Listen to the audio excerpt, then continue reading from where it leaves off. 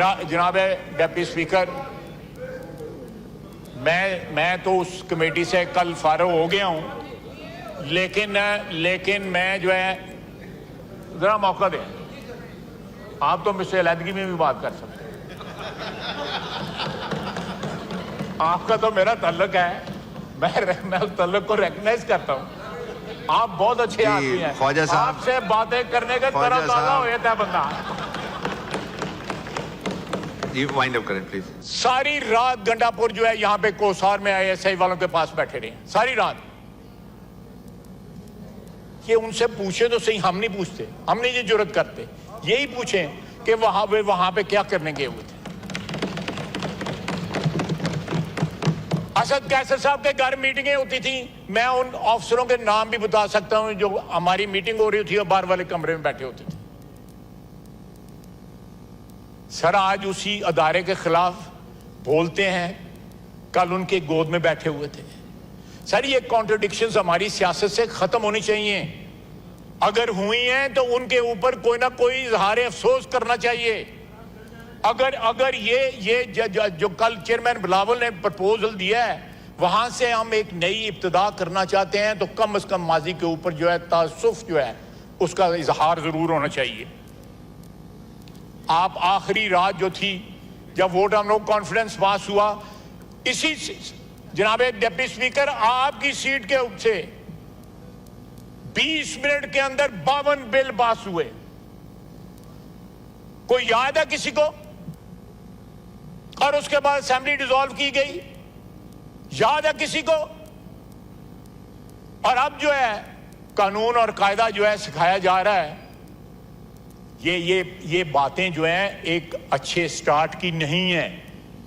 अगर आपने तलखी कम करनी है, आपने ये एक्रिमनी कम करनी है सियासत के अंदर, तो उसके तरीके भी जो है ना वो हैं, उन तरीकों को इस्तेमाल करें।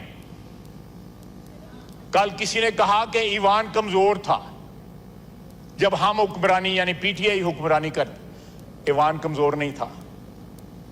आपने ईवान जो है एस्टेब्लिशमेंट के पास यरगमाल रखा हुआ था ताकि आपका इक़्तिदार कायम रहे। Two wrongs do not make right, one right. मैं थोड़ा जवाब देना चाहता हूं, जरा कंट्रोल कर लेता हूं। नमाज का टाइम होने वाला है ख्वाजा साहब।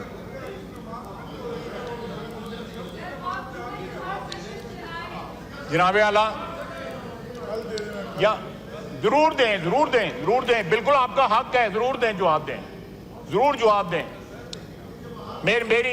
मेरी आपसे दरखास्त है कि अगर माजी को डिलीट करना चाहते हैं तो एक दफा माजरत उस पर कर लें जो यहां पे हुआ है।